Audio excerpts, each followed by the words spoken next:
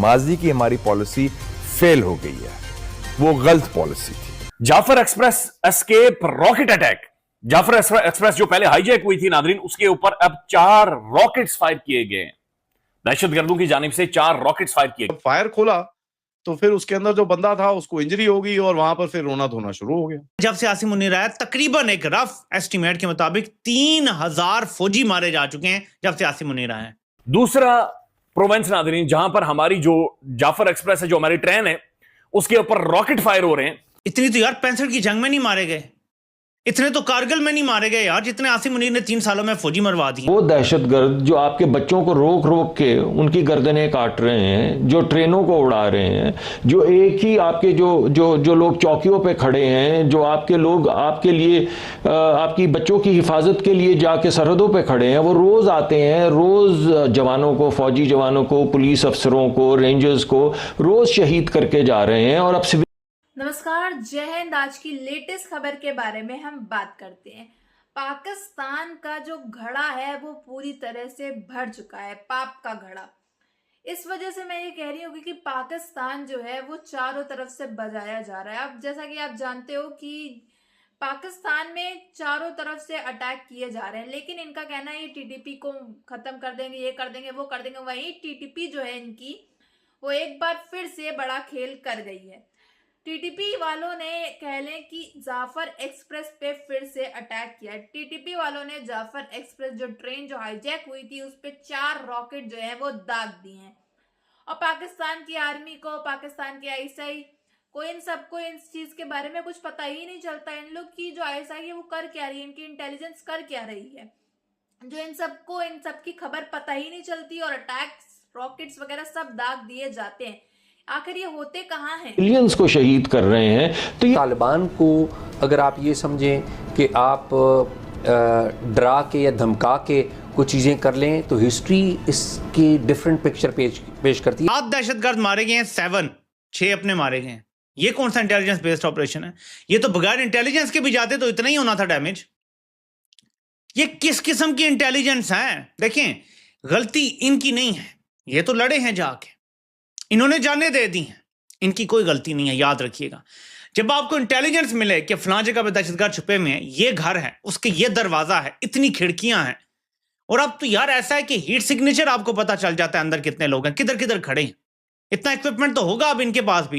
Neighbouring country है, अफगानिस्तान की अवाम के इक्तिसादियात पाकिस्तान से जुड़े हैं, कल्चर, मेडिकल, बहुत कुछ हमारे साथ जुड़ा हुआ है, लेकिन वो हमें ये सब कुछ लिख के देने को तैयार नहीं है। मसला ये है कि हमें इस चीज़ को अपने लोगों को समझाना है और समझना है, और अपनी भी क्लैरिटी होनी चाहिए। मैं समझता हूँ इस वक्त पाकिस्तान के जो टॉप डिसीजन मेकर्स हैं उनके अंदर एब्सोल्यूट क्लैरिटी है कि अफगान तालिबान और टीटीपी जो है ये एक एंटिटी है। टीटीपी जो है उसने बैत की हुई है अफगान तालिबान की, और वो अब ये जो नूर वली और उनके जितने भी लोग हैं वो सारे इन बैत में हैं, उस पर हमले करता है, तो दुनिया को उस पर कोई इतराज़ नहीं है। उसकी वजह यह है कि दुनिया की तमाम यूएन सिक्योरिटी काउंसिल की रिपोर्ट हो, हर मुल्क की अपनी जो रिपोर्ट है उसमें इस बात का कंप्लीट लिखा गया है कि वहाँ पे दहशतगर्द ग्रुप मौजूद है। अब प्रॉब्लम हमारा बड़ा सादा सा प्रॉब्लम है। अफगान तालिबान या तो $100 के नोट को समझते हैं या बिग बैरल जो गन है उसको समझते हैं। अब डॉलर हमारे पास है नहीं है, अब हम क्या करें? टेबल के ऊपर हम बैठे हुए हैं और हर रास्ता तलाश करने की कोशिश कर रहे हैं। अगर कोई और मुल्क उनको बिठा के समझा सकता है तो तब भी ये बात जो है वो की जा सकती है। आपको एग्जैक्ट लोकेशन भी पता हो कहाँ दहशतगर्द हैं, बिल्डिंग के अंदर छुपे हुए हैं या किस इलाके में बैठे हुए हैं, कहाँ है, तो आपके तो नुकसान होना नहीं चाहिए। लेकिन यकीन माने, जब से आसिम मुनीर आया, तकरीबन एक रफ एस्टीमेट के मुताबिक 3000 फौजी मारे जा चुके हैं जब से आसिम मुनीर आया।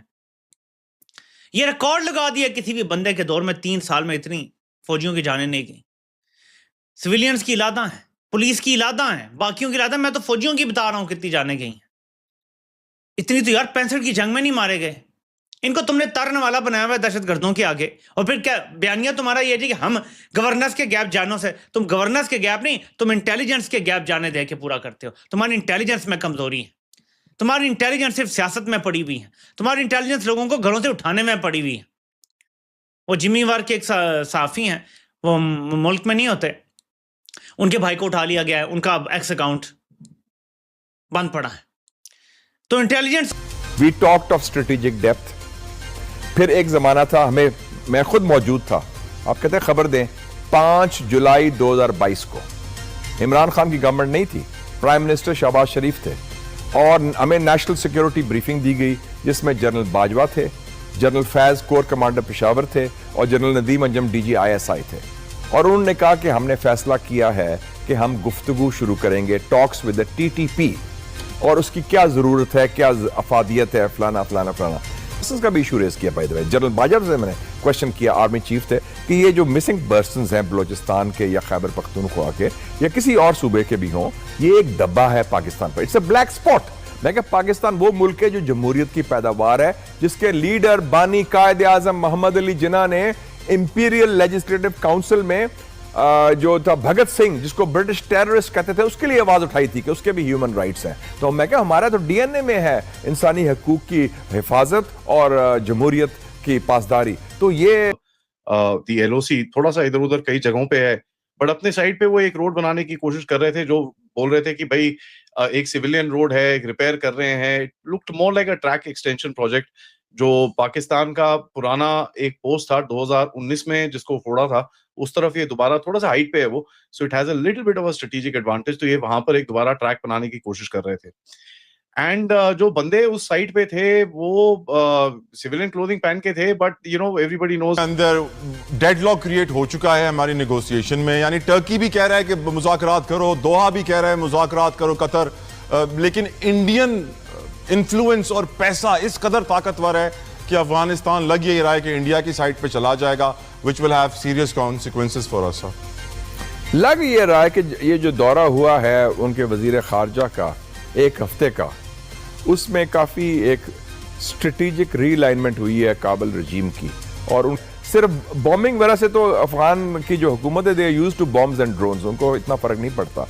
तो उसमें मेरे ख्याल में रीजनल अप्रोच की भी जरूरत है। जो अफगानिस्तान के 6 हमसाए हैं, Pakistan, Iran, China, Turkmenistan, Uzbekistan और ताजिकिस्तान, प्लस रशिया और अमेरिका, हम इनको भी अप्रोच करें ताकि एक रीजनल अप्रोच हो। सबके गिले शिकवे हैं कि अफगानिस्तान की सरजमीन अपने हमसाए के खिलाफ इस्तेमाल नहीं होनी चाहिए। होना शुरू हो गया।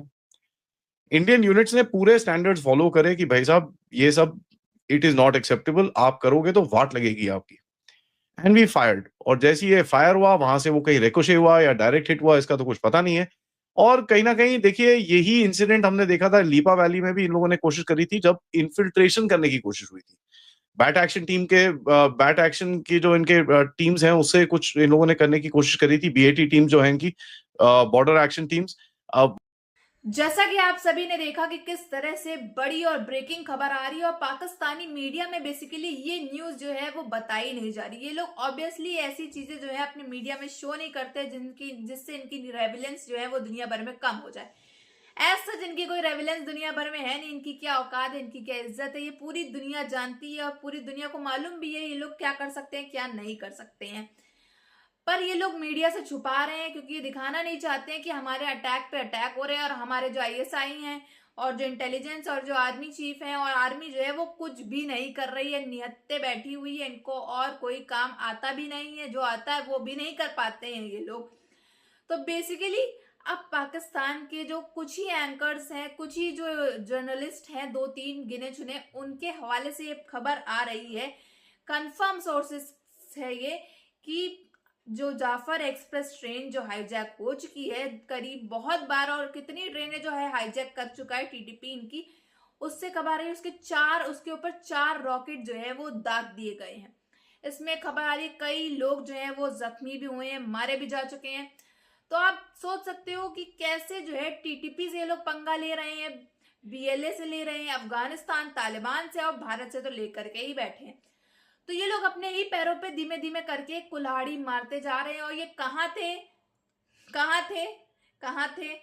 थे और कहाँ पहुंच गए हैं। और तो बेसिकली आपका क्या कहना है इन सब चीजों में, कि क्या पाकिस्तान में कभी डेवलपमेंट हो पाएगी कि नहीं हो पाएगी? इनकी इंटेलिजेंस कभी ये सब बता पाएगी कि नहीं बता पाएगी कि मुल्क के अंदर कब जो है कौन सा देश जो है, कौन सा मुल्क जो है वो प्लानिंग कर रहा है हमको मारने की, इनको मारने की?